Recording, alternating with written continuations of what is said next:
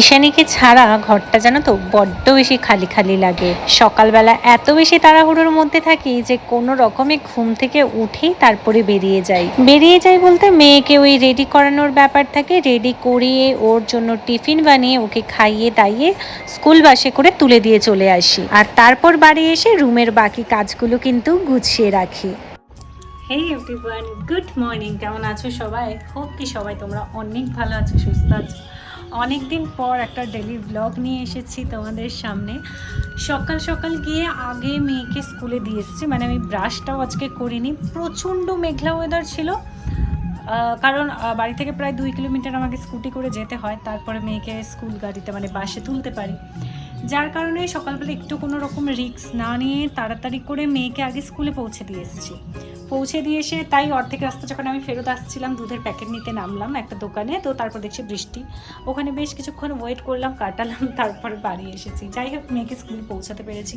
এর আগেও একবার এরকম হয়েছিল, মেয়েকে রেডি, সব রেডি, মেয়ে শুধু স্কুলে যাবে, সেই মুহূর্তে এমন বৃষ্টি এসেছে যে মেয়ে আর ওই দিনকে স্কুলে যেতেই পারলো না।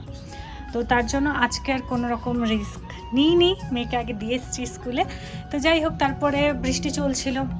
আমি সকালে আমার কিশমিশ ভেজানো থাকে, তো সেটা খাওয়া দাওয়া করে এসে রুমটা সুন্দর করে গুছিয়ে নিচ্ছিলাম, কারণ মোটামুটি একটা দিদি আসে, এসে করে দিয়ে যায়, মুছে টুছে দিয়ে যায়। বাকি যেটুকুনি টুকিটাকি করার থাকে সেটা আমি করে নিলাম, মানে বেডটা গুছিয়ে তারপরে বাকি যা যা টুকিটাকি থাকে আর কি সেগুলো সব করে নিলাম।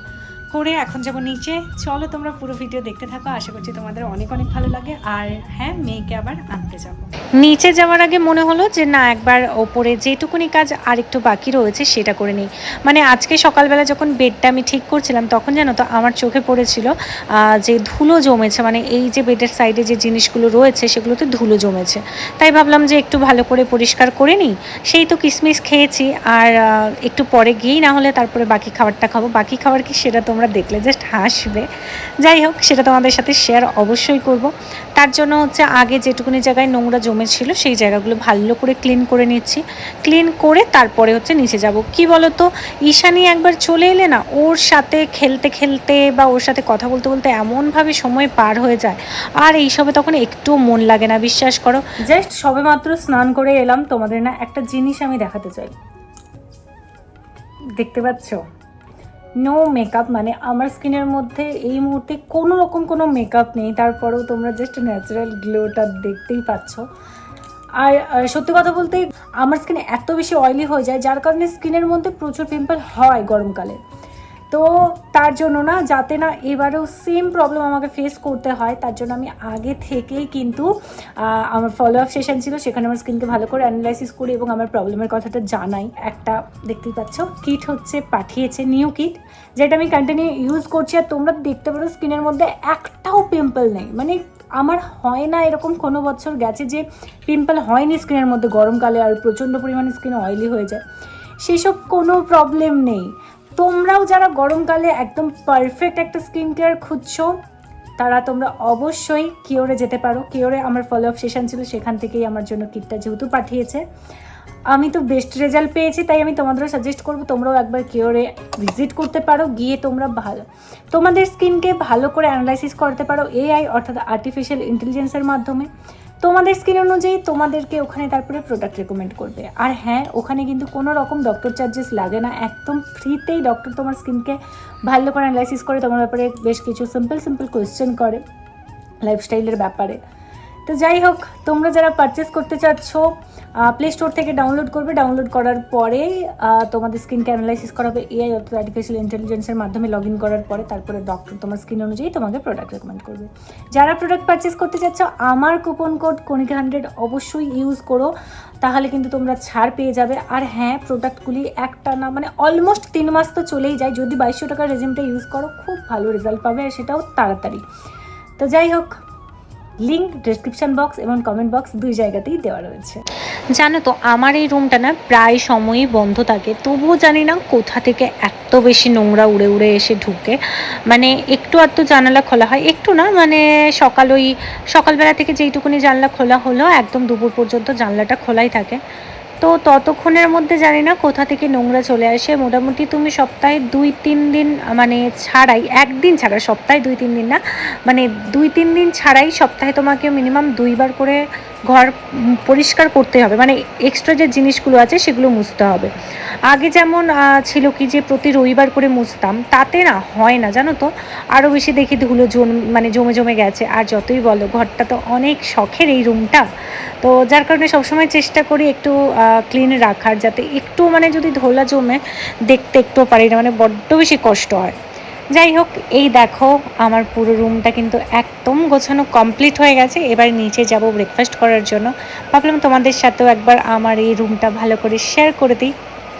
তোমরা অনেকেই যখনই আমি আমার রুমের ভিডিও শেয়ার করি তোমাদের সাথে, তোমরা সবাই কমেন্ট করো যে দিদিভাই খুব সুন্দর, তোমার রুমটা ভীষণই সুন্দর, কত কি খরচ পড়েছে। আমি না কত টাকা খরচ পড়েছে এই নিয়ে আগে একটা ডিটেলস ভিডিও অলরেডি দিয়েছি আমার চ্যানেলে, তোমরা সেটা দেখে নিতে পারো।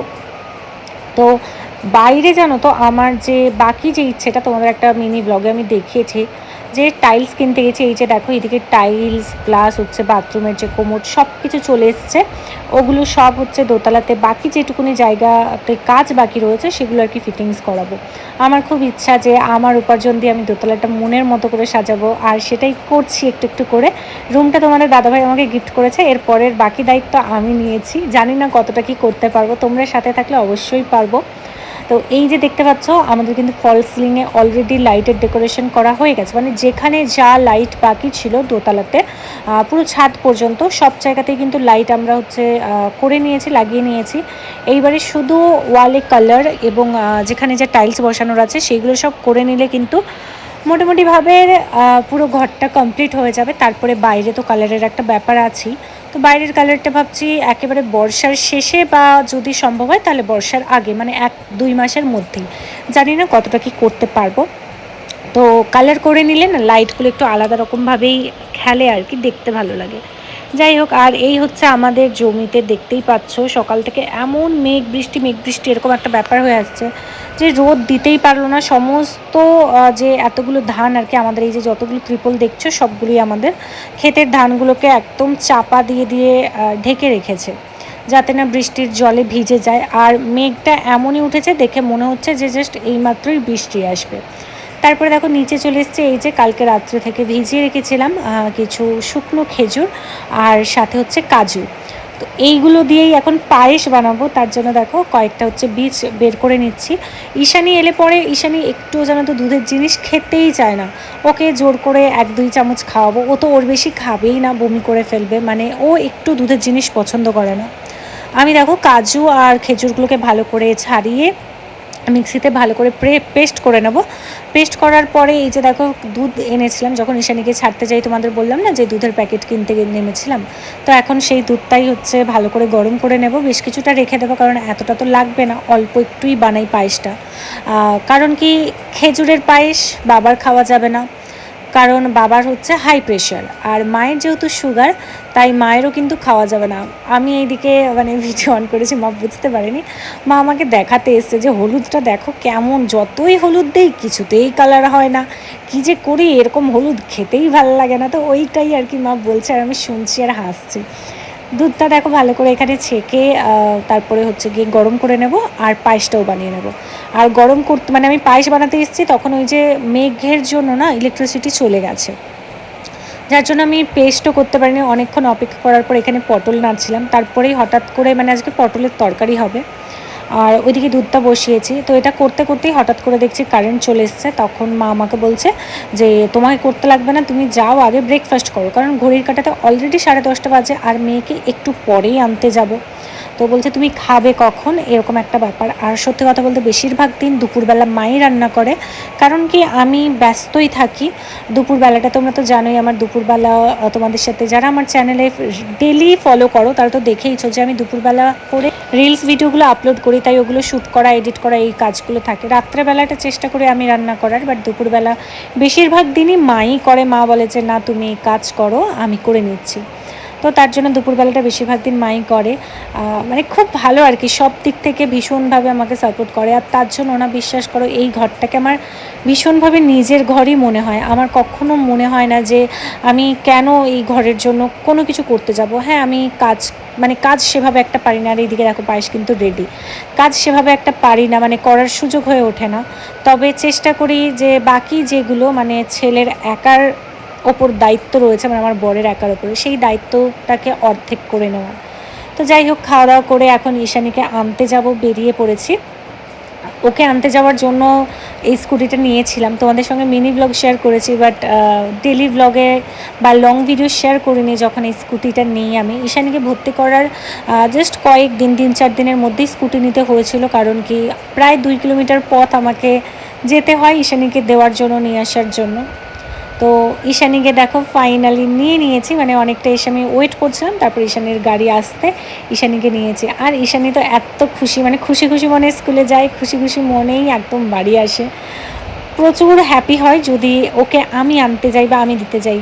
এখনও পর্যন্ত ও কারো সাথে যায়নি স্কুলে, আজকেই প্রথম। মানে ভিডিওটা যেদিন আমি এডিট করছি এই দিনই প্রথম আমি ঈশানীকে ওর দাদুর সাথে স্কুলে পাঠিয়েছিলাম, কারণ সুবিধা অসুবিধাতে আমি হয়তো বাই চান্স আনতে যেতে পারলাম না। ওর দাদুকে যদি না চিনে রাখে তাহলে কিন্তু ওর দাদুর হাতে বাচ্চা দেবে না, এই কারণে এই দাদুকে দিয়ে আজকে পাঠিয়েছিলাম। যাই হোক, যাওয়ার পথে এই দোকানে কালকে একটা কোল্ড ড্রিঙ্কস নিয়ে গেছিলো বাবা, তো সেটারই টাকা বাকি ছিল, আমি দিতে এসেছি, কারণ আমি বাবাকে বলেছিলাম যে আমি দিয়ে দেবো, আপনার দেওয়ার দরকার নেই। তো তার জন্যই আমি আজকে ওই টাকাটা দেবো। প্লাস ঈশানীর জন্য ভাবলাম একটা আইসক্রিম কিনবো। কালকে ওকে আইসক্রিম কিনে দেবো বলে জানো একটু খেয়াল ছিল না, চলে গেছিলাম, তাই ওকে আজকে একটা আইসক্রিম কিনে দেবো। যাই হোক, ভিডিওটা কেমন লাগলো অবশ্যই জানো, এতটাই তোমাদের সাথে শেয়ার করলাম।